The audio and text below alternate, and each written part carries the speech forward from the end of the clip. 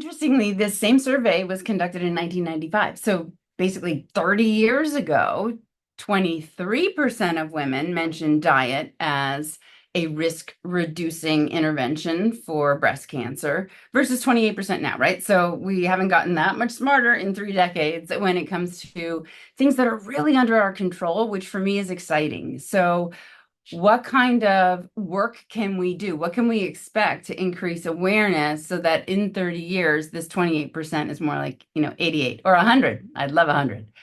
I think we have to understand that everything is getting worse.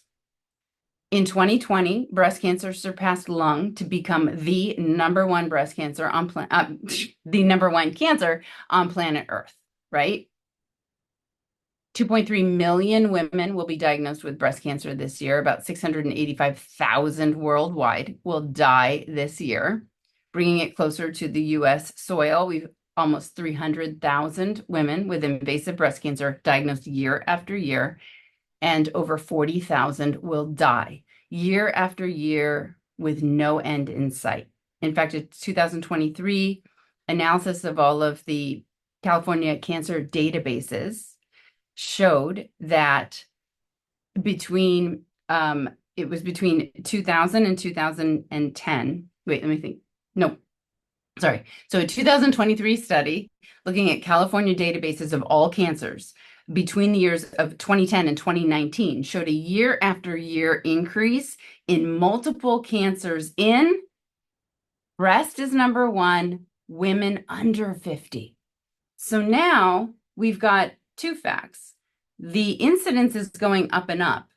Thankfully, our treatments are more targeted and there's earlier detection, so women are living, despite a history of breast cancer, more and more. However, that doesn't change that the incidence and then the need to go through fill in the blank, surgery, chemo, radiation, anti-estrogen pills, all the things we use to treat and cure you, is going up, up, up, and women are getting younger and younger year after year. This is a train that someone needs to stop, and we don't get to blame genetics and we don't get to blame fate, because the trajectory wouldn't look like that if all breast cancer were the result of faulty genetics or just bad luck.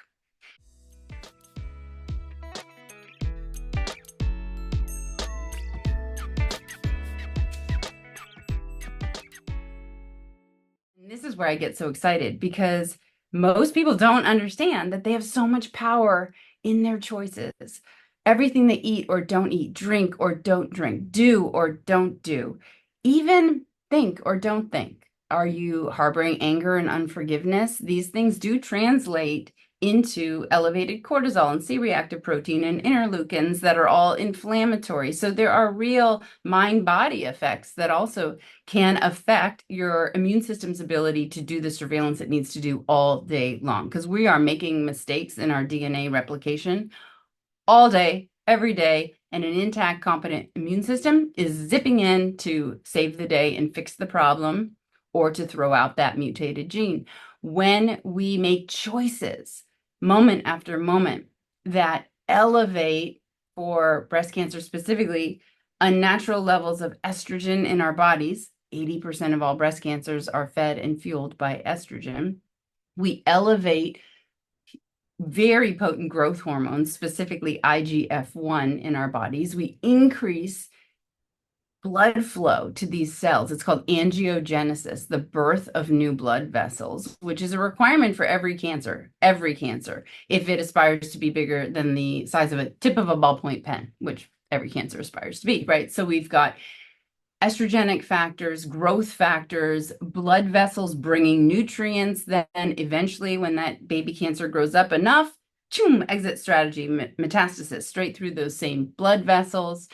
And our habits and our choices can do the opposite.